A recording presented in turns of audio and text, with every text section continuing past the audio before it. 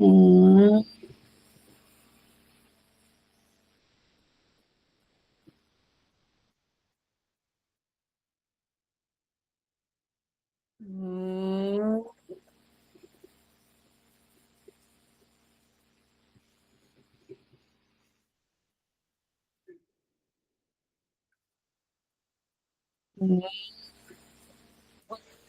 భువస్వః తత్సవితుర్వరేణ్యం భర్గో దేవస్య ధీమహి ధియో యో నః ప్రచోదయాత్.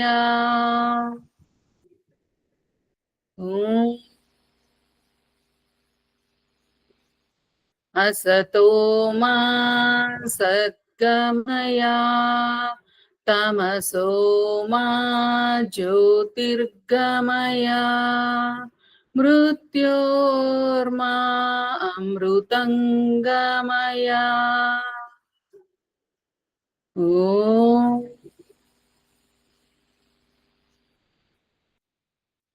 सहनाववतु सहनौ भुनक्तु सह वीर्यं करवावहै तेजस्विनावधीतमस्तु मा विद्विषावहै. ओम శాంతి శాంతి శాంతి. గురుభ్యో నమః. సర్వేభ్యో నమో నమః. అందరికీ నమస్తే. మనం యోగ దర్శన సూత్రాలలో ఈరోజు మనం 44వ సూత్రం సాధన పాదములో స్వాధ్యాయాత్ ఇష్టదేవత సంప్రయోగ. ఎప్పుడైతే మనము శ్రద్ధాపూర్వకముగా నియమముగా ఈ స్వాధ్యాయం చేస్తూ ఉంటామో, ఇక్కడ స్వాధ్యాయము అనే పదమునకు కూడా మనం అర్థం తెలుసుకోవాలి. ఒకటి అంతర్గతముగా ఆత్మస్వరూపములో ఉండడం, అంటే ఆత్మకు పరమాత్మని ద్వారా లభించిన ఏవైతే సాధనాలు ఉన్నాయో, అదే మనస్సు, బుద్ధి, చిత్తము, అహంకారం అనే ఏవైతే అంతర్గత శక్తులు ఉన్నాయో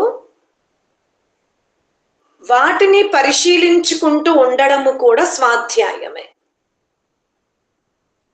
అంటే వాటిని ఒక అల్మారులుగా భావించి అందులో అవసరమున్నవి, అవసరము లేనివి తొలగించుకుంటూ పోవడము కూడా స్వాధ్యాయమే. లేదా ఋషికృత గ్రంథాలను చదువుతూ తన లోపాలను సరిచేసుకోవడము కూడా స్వాధ్యాయమే. ఎప్పుడైతే ఋషులు సమాధిస్థులై ఒక వాక్యం రాస్తారు లేదా ఒక గ్రంథం రాస్తారు, కానీ వాళ్ళు ఎప్పుడు కలం పట్టినా సమాధిలో కూర్చుని రాస్తారు, అంటే అంతర్ముఖులై అంతర్స్థితితో రాస్తారు.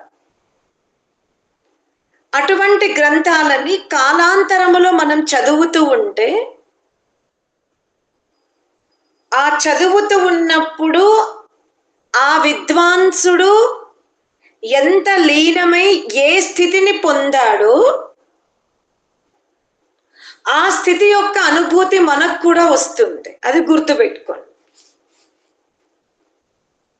ఇక్కడ ఇష్టదేవత అంటే ఋషి గ్రంథాలను రాసేటప్పుడు తన అభిమతమును రాయలేదు, పరమాత్ముని యొక్క అభిమతమునే వ్యక్తపరుస్తే, పరమాత్ముని యొక్క స్వరూపమునే ఉన్నది ఉన్నట్టుగా అక్కడ వ్యక్తపరుస్తే, ఆ విధమైనటువంటి గ్రంథాలని మనము చదువుతూ ఉంటే మనకు కూడా అటువంటి స్థితి, అంటే నిజముగా ఆ ఋషి మనకెదురుగా ఉన్నట్టు, ఆ గురువు మనకు ఎదురుగా ఉండి ఉపదేశిస్తున్నటువంటి అనుభూతి వస్తుంది. ఇది మాత్రం సత్యం. వాళ్ళు స్థూల దేహముతో మన మధ్యలో లేకపోయినా, లేదా కారణ సూక్ష్మ దేహాలను వాళ్ళు వదిలించుకొని మోక్షంలోకి వెళ్ళినా, వాళ్ళు రాసినటువంటి గ్రంథాలను చదువుతూ ఉంటే మనకు ఒక అద్భుతమైనటువంటి స్థితి ఏర్పడుతుంది.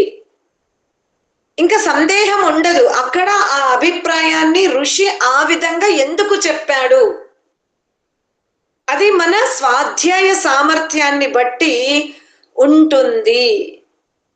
అలా ఆ స్వాధ్యాయ ప్రవృత్తిని గనక మనం పెంచుకుంటూ పోతూ ఉంటే మనము అంతర్గతముగా ఊహించలేని అద్భుతమైనటువంటి స్థితులను దర్శించుకుంటాం. ఇది సాధన ద్వారానే మీరు తెలుసుకోవలసిన రహస్య విషయాలు. శబ్దము ద్వారా విని వదిలిపెట్టేది కాదు.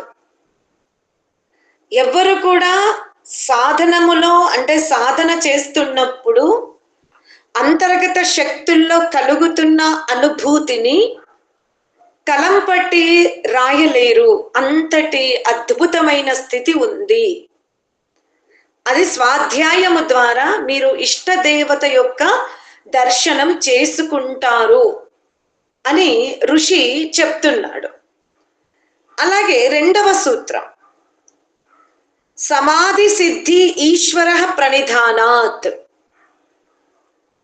మనము ఎప్పుడైతే అకర్తగా మారిపోతామో, అకర్త అంటే కర్మ చెయ్యకుండా ఉండడం కాదు, కర్మ ఫలమును ఆశించడము ఆపివేయడమే అకర్త.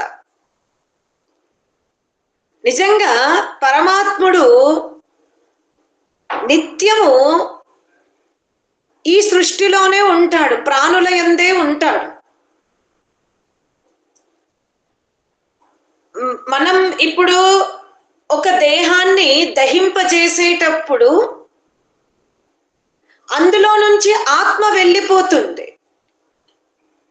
మీరు గమనించుకోండి. కానీ పరమాత్ముడు ఉంటాడు ఆ దేహమున. ఆ చితి మీద మనం పడుకోబెట్టిన తర్వాత దేహాన్ని, అందుకనే చాలా మంది ఒక భక్తితో అలా ఎత్తేయకండి, మర్యాదగా పండబెట్టండి అంటారు. కొంతమంది అందులో ఇంకా ఆత్మనే లేదు కదా అని కొంతమంది అభిప్రాయాలు ఉంటవి. కానీ కొంతమందికి ఇంకక్కడ పరమాత్మ తత్వం ఉంది కదా, ఆ పరమాత్మ తత్వము శవములో కూడా ఉంటది.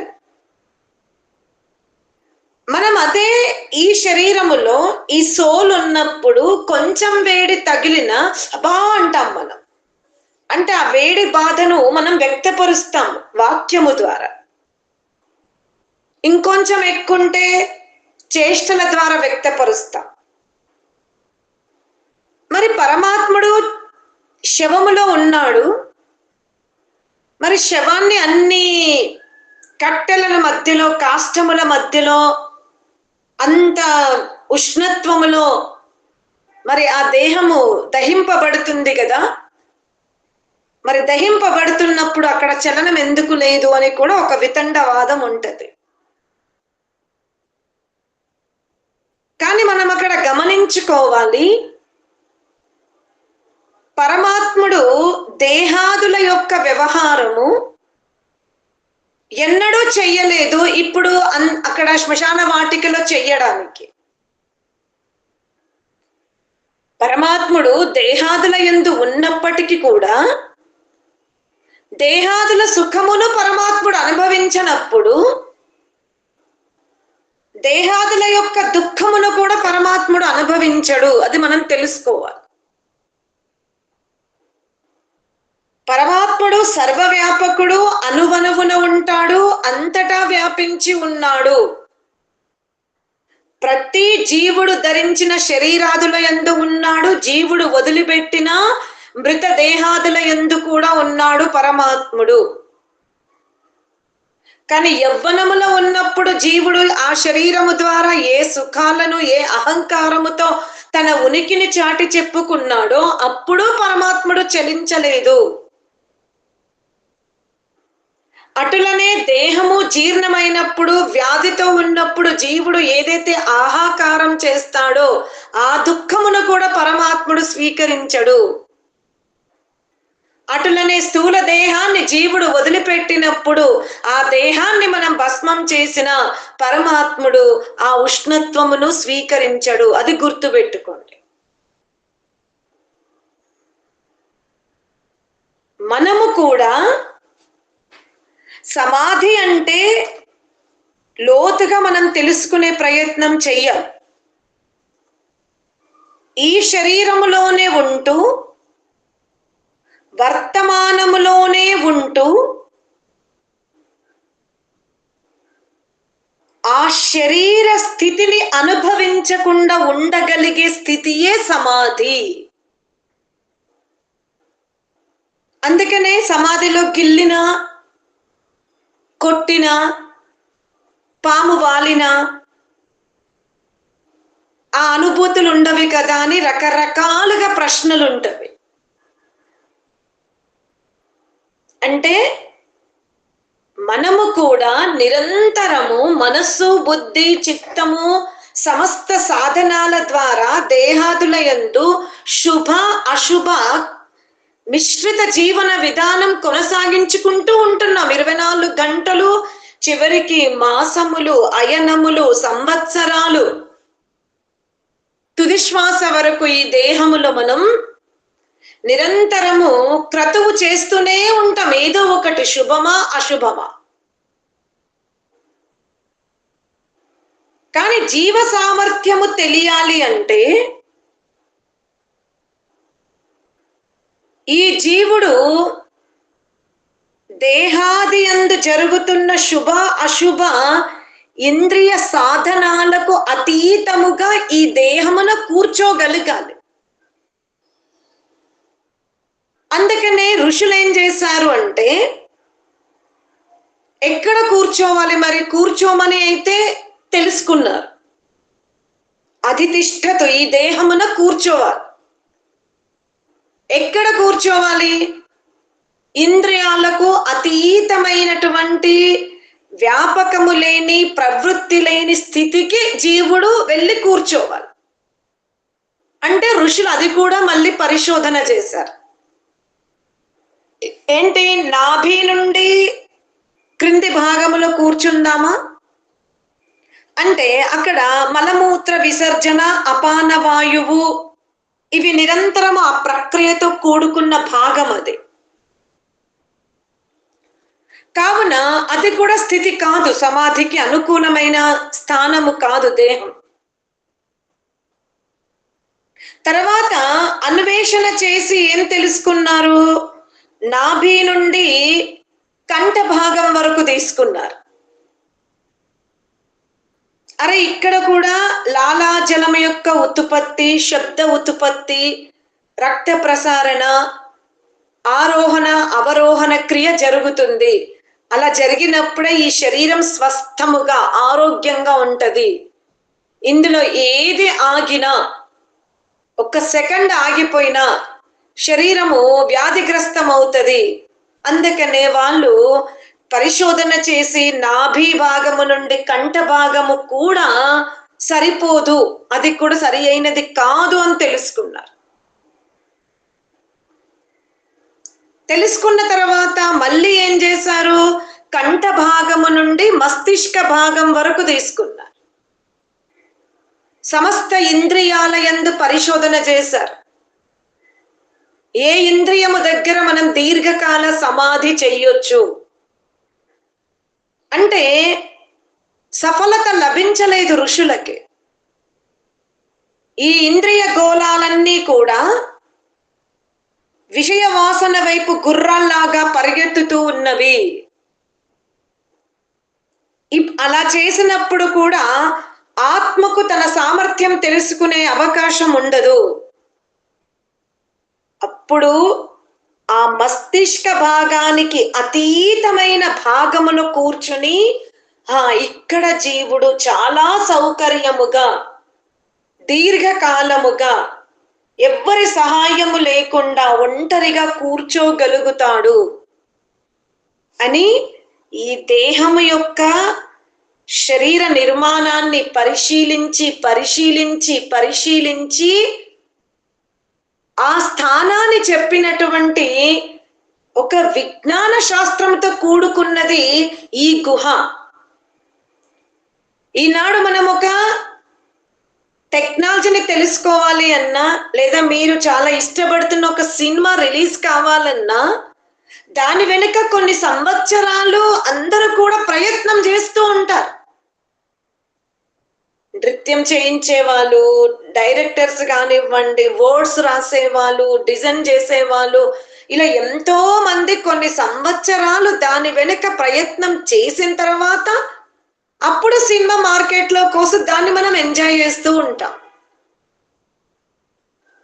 అలాగే ఒక ఫోన్ కానివ్వండి, మనం వంట ఇంట్లో వాడుతున్న ఒక ఎలక్ట్రానిక్ ఐటమ్స్ కానివ్వండి, ఇవన్నీ కూడా పరిశోధన చేసిన తర్వాతనే బయటకు వచ్చినవి.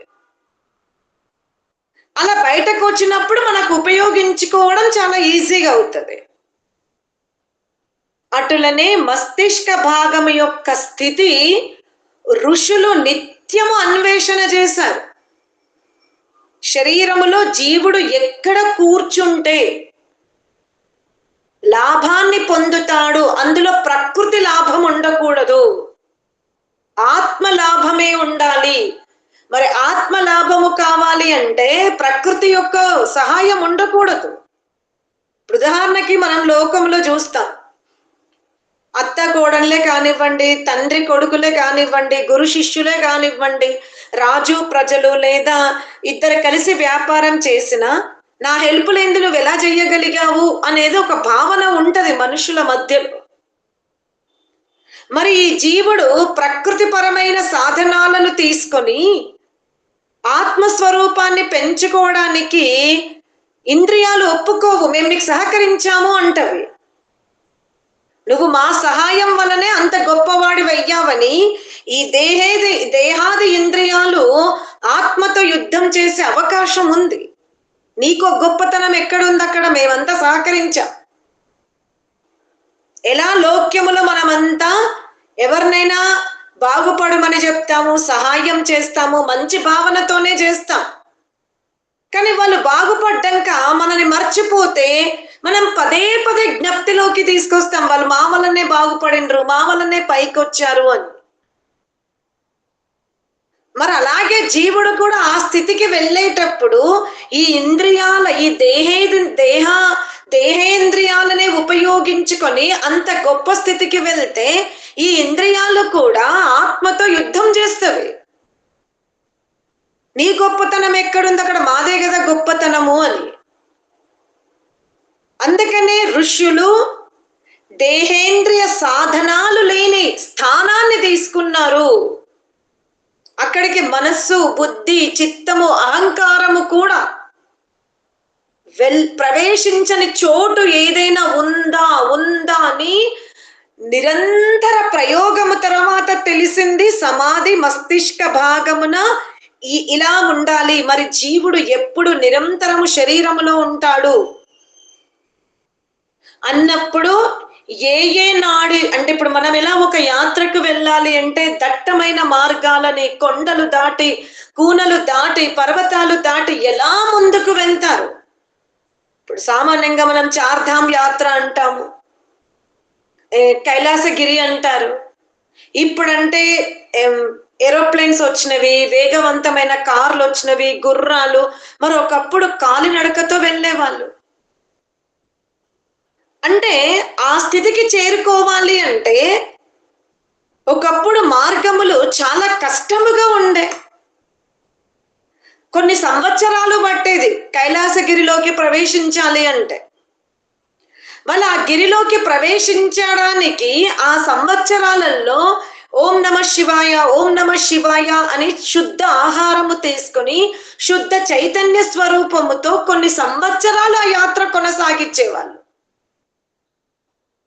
అందువల్ల వాళ్ళ ఆత్మ ఒక శుద్ధ స్థితికి వెళ్ళేది. ఎందుకంటే వాళ్ళు వ్యాపారం వదిలిపెట్టారు, గృహస్థ సుఖాలను వదిలిపెట్టారు, పుత్రేష్ణ లేదు, లోకేష్ణ లేదు, ఒకటే గమ్యం కైలాసగిరికి చేరుకోవాలి. నామం ఏముంది? శివాయ శివాయ ఉంది.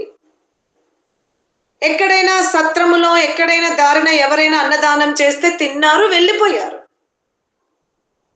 అందువల్ల అంత దట్టమైన గిరిని ఎక్కగలిగారు అంటే వాళ్ళ ఆత్మ ఎంత శుద్ధమైతే వెళ్ళగలిగారు అక్కడికి. ఎందుకంటే కాలి నడక మీద కొన్ని సంవత్సరాల క్రితమే వాళ్ళు భార్యేషణ, విత్తేషణ, పుత్రేషణ, లోకేషణ సర్వమును త్యజించి లక్ష్యం పెట్టుకున్నారు. శరీరం అలసిపోయినప్పుడు మాత్రమే నిద్రపోయారు. తర్వాత మిగతంత యాత్రని, ఆ యాత్రలో కూడా భగవత్ నామమే జపం చేసుకుంటూ వెళ్ళిపోయారు. కావున అప్పటి వాళ్లకు ఆ పర్వత స్థలాలకు వెళ్ళగానే ఆత్మ శుద్ధమైపోయేది, మెడిటేషన్ డీప్ గా కుదిరేది. అలా కైలాసగిరిలోకి వెళ్ళగానే వాళ్ళు మోక్షానికి అర్హత సంపాదించుకునేవాళ్ళు. ఇప్పుడు మేము కైలాసానికి వెళ్తున్నాం, అక్షర్ధామ్కి వెళ్తున్నాం, చార్ధామ్కి వెళ్తున్నాం. మీరు వెళ్ళే వరకు సకినాల మీద, మురుకుల మీద, బట్టల మీద, వజ్రాల మీద, అక్కడ అమ్ముతున్న పదార్థాల మీద మీ ధ్యాస ఉంది. మరి మనకెలా మోక్షం వస్తుంది? భర్తతో వెళ్తున్నాం, స్టేటస్ లో ఫొటోస్ పెట్టుకుంటున్నాం, రకరకాల డ్రెస్లు వేసుకుని ఆ స్టేటస్ లో మేము గ్రామంలో ఉన్నప్పుడు ఇటువంటి వస్త్రాలు ధరించాం, అక్కడికి వెళ్ళాక ఆ ప్రాంతీయ వస్త్రాలతో మనని మనం ప్రదర్శింపజేసుకుంటున్నాం. ఎలా మనము ఆ స్థానం యొక్క ఆనందాన్ని ఎలా అనుభవిస్తాము, మనకు ఎలా అది లోపల ప్రవేశిస్తుంది, ఎప్పుడైనా మనం ఆలోచిస్తున్నాము? మన పూర్వీకులకు వచ్చిన ఆ ఆధ్యాత్మిక స్థితి, ఆ స్థానాన్ని మనం దర్శించుకున్నంత మాత్రాన మనకి రాదు. అప్పటి వాళ్ళకు వచ్చింది అంటే వచ్చింది. అప్పటి వాళ్ళు ఆ విధంగా పాదయాత్ర చేసుకుంటూ నామస్మరణ చేసుకుంటూ మనస్సును నిగ్రహించుకుంటూ లౌక్యమైనటువంటి సర్వ వ్యాపారాలను వదిలిపెట్టి ఆ స్థానానికి చేరుకున్నారు. ఒక్కొక్కరికి 12 సంవత్సరాలు 14 సంవత్సరాలు పట్టింది కాలం. అందువల్ల వాళ్ళ తపశ్శక్తి సంపన్నమైంది. అటులనే మనము కూడా ఈ కైలాసగిరిలోకి ప్రవేశించాలి అంటే నిరంతరము మన సాధన అద్భుతమైనటువంటి స్థితికి చేరుకోగలగాలి. అప్పుడు మనం తప్పకుండా విజయం సాధిస్తాము. అందుకనే సమాధి స్థితికి వెళ్ళినప్పుడే ఆత్మ సామర్థ్యం బయటపడుతుంది, ఆత్మ యొక్క స్వరూపం బయటపడుతుంది. మానవ జన్మలోకి వచ్చాము, కొన్ని ఐశ్వర్యాలు లభిస్తే అహంకారము, లభించకపోతే కృంగిపోవడం, అలా వెళ్ళిపోతున్నాం మనమంతా ఈ దేహాన్ని వదిలేసి.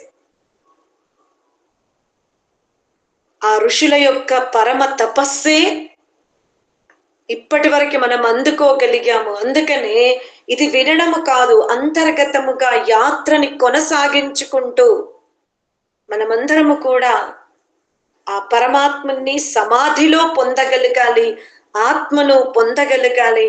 యోగాంగ అనుష్ఠానము మనము చెయ్యగలగాలి. లోకములో 1 గంటనైనా ఈ శరీరములో అకర్తగా ఉండండి. అంటే శరీరం యొక్క సుఖ దుఃఖాలను అనుభవించకుండా సాధనాలను ఆపగలిగే శక్తిని పెంచుకోండి. 5 నిమిషాల 10 నిమిషాల నిరంతరము ఆ స్థితిని పెంచుకుంటూ గంట వరకు వెళ్ళండి.